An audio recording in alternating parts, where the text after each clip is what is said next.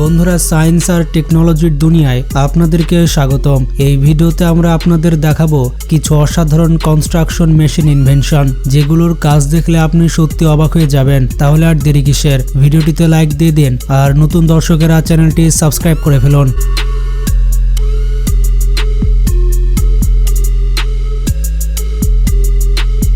প্রথমে রয়েছে স্কেট শেপ। দারুণ এই মেশিনটি প্লাস্টারের ফিনিশিং দেওয়ার কাজে ব্যবহার করা হয়। এর সামনে একটি গোলাকার ট্রাভেল লাগানো থাকে এবং পেছনে থাকে একটি লম্বা হ্যান্ডেল। এই হ্যান্ডেলের সাহায্যে ট্রাভেলটি খুব সহজেই প্লাস্টারের উপরে চালানো যায়। সামনে লাগানো সার্কুলার প্লেটটি লাগাতার ঘুরতে থাকে, যার ফলে প্লাস্টার খুব সুন্দরভাবে ফিনিশ হয়। এই মেশিনটি মেঝের পাশাপাশি দেয়ালেও ফিনিশিং দেওয়ার কাজ করে থাকে। দেয়ালে ফিনিশিং দেওয়ার সময় অপারেটরকে পিঠে একটি পানির ট্যাঙ্ক লাগিয়ে নিয়ে কাজ করতে হয়, কারণ দেয়ালে ফিনিশিং করার সময় পানির প্রয়োজন পড়ে।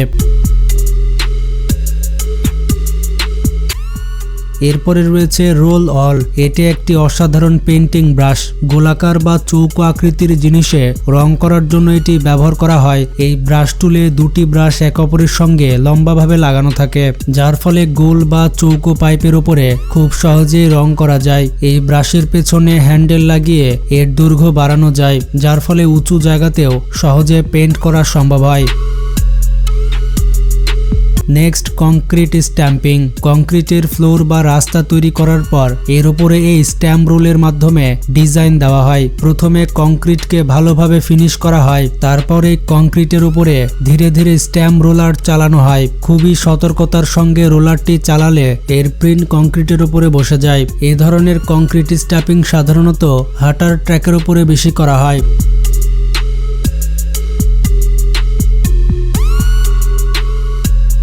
এরপরে রয়েছে ওয়ালপেপার স্ট্রিপিং।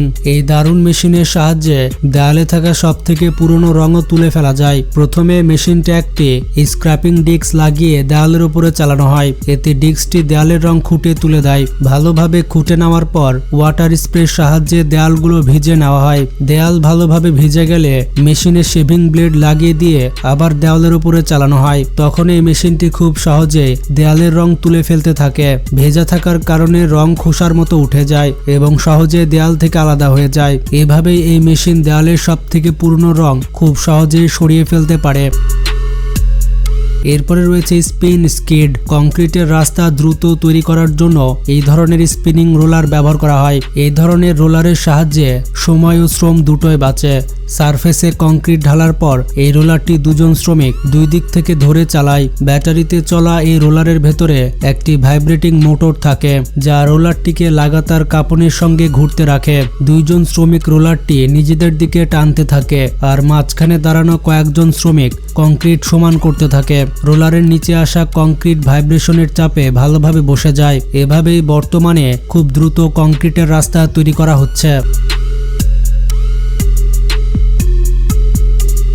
এরপরে রয়েছে র্যাটল স্টিক। এই টুলটিও কংক্রিটের রাস্তা বা বড় বড় কংক্রিট ফ্লোর বানানোর কাজে ব্যবহার করা হয়। এটি দেখতে একটি ওয়াটার পাইপের মতো এবং পেছনে একটি লম্বা স্টিক লাগানো থাকে, যার সাহায্যে দূরে দাঁড়িয়েও সহজে এটি চালানো যায়। ফ্লোরে কংক্রিট ভালোভাবে সমান করার পর এই র্যাটল স্টিকটি তার উপরে চালানো হয়। এটিও ব্যাটারিতে চলা একটি মেশিন। সামনে একটি বড় ভাইব্রেটিং মোটর লাগানো থাকে। যখন এটি কংক্রিটের উপরে চালানো হয় তখন মোটরের কাঁপুনিতে কংক্রিট সমান হয়ে ধীরে ধীরে সেট হয়ে যায়। 2-3 বার চালালেই সারফেস ভালোভাবে সেট হয়ে যায়।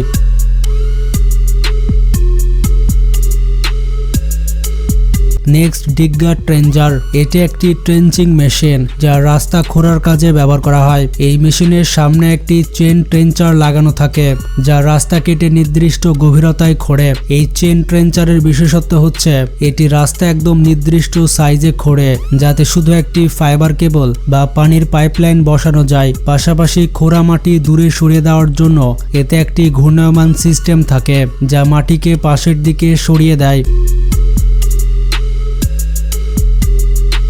বন্ধুরা, এটি হচ্ছে ট্রিলানি। এই ধরনের ফোম ইনসুলেশন ইউরোপের দেশগুলোতে ঘর নির্মাণের সময় ব্যবহার করা হয়, কারণ সেখানে তাপমাত্রা অনেক বেশি থাকে। আইসোনিন নামের এই কেমিক্যালটি দেওয়ালের জন্য একটি ভালো ইনসুলেশন হিসেবে ধরা হয়। এই কেমিক্যাল দেওয়ালে স্প্রে করার সঙ্গে সঙ্গে কিছুক্ষণের মধ্যেই ফোমের মতো ফুলে ওঠে এবং বাইরের দিক দিয়ে ছড়িয়ে যায়। এভাবে এই কেমিক্যাল স্প্রে দিয়ে পুরো ঘর ইনসুলেট করা হয়। ফোম পুরোপুরি ফুলে উঠলে অতিরিক্ত অংশ একটি ব্লেডের সাহায্যে দেয়ালের সমান করে কেটে ফেলা হয়। এরপরে রয়েছে ওয়াকওয়ে মেশিন। এই ধরনের ওয়াকওয়ে বানাতে একটি লোহার ফ্রেম ব্যবহার করা হয়। এই ফ্রেমে 4 জোড়া উল্টো সোজা ইটের ডিজাইন থাকে। প্রথমে ফ্রেমটি বসিয়ে তার ভেতরে সিমেন্ট ও বালির মিশ্রণ ভরা হয়। মিশ্রণটি ভালোভাবে চেপে চেপে ভরা হয়। এরপর উপরে শুকনো সিমেন্ট ছিটিয়ে আবার সারফেসের সমান করা হয়। তারপর ফ্রেমটি সরিয়ে নিলে ইটের ডিজাইন স্পষ্ট হয়ে ওঠে। এভাবে ভিন্ন ভিন্ন ফ্রেম ব্যবহার করে ভিন্ন ভিন্ন ডিজাইন ওয়াকওয়ে তৈরি করা যায়।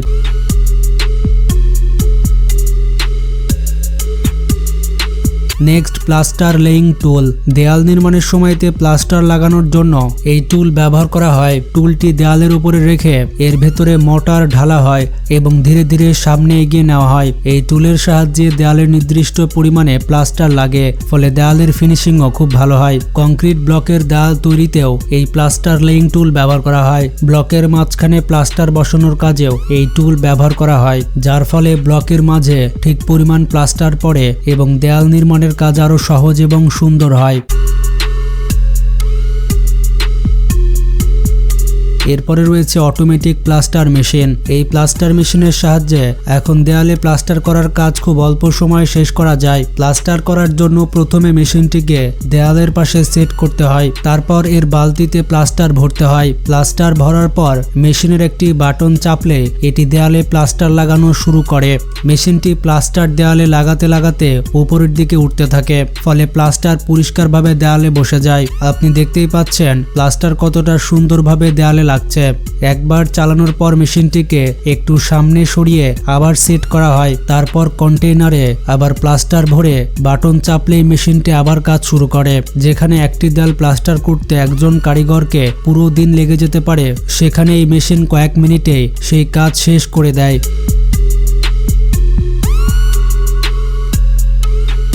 এরপরে রয়েছে মাল্টি ট্রাভেল। এটি কোনো সাধারণ ট্রাভেল নয়, বরং এটি রেডিয়াস অ্যাডজাস্টেবল ট্রাভেল। এতে লাগানো স্টিল ব্লেডগুলো বিভিন্ন আকারে অ্যাডজাস্ট করা যায়। ব্লেডের সেটিং বদলে গোল পিলার এবং রাউন্ড সারফেসে খুব সহজে এটি চালানো যায়। এই ট্রাভেলের সাহায্যে গোলাকার জায়গায় প্লাস্টার ও পুট্টি দুটোই খুব সহজে করা সম্ভব, যেখানে একটি সাধারণ ফ্ল্যাট ট্রাভেল দিয়ে এই কাজ করা প্রায় অসম্ভব।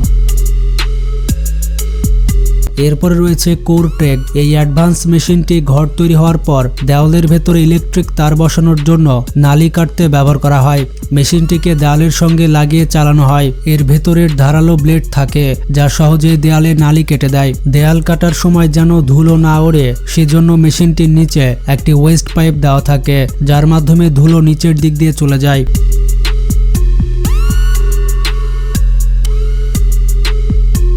এর পরের মেশিনটি হচ্ছে জেস টুল। এই দারুণ টুলটি কংক্রিট পিলার তৈরির জন্য মাটিতে গর্ত খোঁড়ার কাজে ব্যবহার করা হয়। এই মেশিন অ্যাটাচমেন্ট মাটি খুঁড়ে বাইরে তুলে আনে। এটি একটি বিশেষ অ্যাটাচমেন্ট যা ভেতরের দিকে বেশি চওড়া করে মাটি খোঁড়ে, ফলে পিলারের জন্য মাটির ভেতরে একটি শক্ত বেস তৈরি হয়। এই ধরনের মেশিন কনস্ট্রাকশনের কাজে গতি এনে দিচ্ছে। সর্বশেষ মেশিনটি হচ্ছে ওয়াল ব্লক। এ ধরনের প্লাস্টিক ব্লক ঘরের ভেতরে অস্থায়ী দেয়াল তৈরির জন্য ব্যবহার করা হয়। আপনার যদি সময় কম থাকে এবং ভাঙচুর ছাড়াই ঘরে অস্থায়ী পার্টিশন করতে চান, তাহলে অনলাইনে এই মডুলার ওয়াল ব্লক অর্ডার করে সহজেই ব্যবহার করতে পারবেন। এই ব্লকগুলো বসানো খুব সহজ, শুধু একটির উপর আরেকটি বসাতে হবে। ব্লকগুলো নিজেরাই একে অপরের সঙ্গে ইন্টারলক হয়ে যায়। এইভাবে এই ব্লকের সাহায্যে খুব সহজে ঘরের ভেতরে অস্থায়ী দেওয়াল তৈরি করা যায়। বন্ধুরা, এই অ্যাডভান্স কনস্ট্রাকশন মেশিনগুলো আপনার কেমন লেগেছে কমেন্টে জানাতে ভুলবেন না, আর ভিডিওটি বেশি বেশি শেয়ার করে সবাইকে জানিয়ে দিন।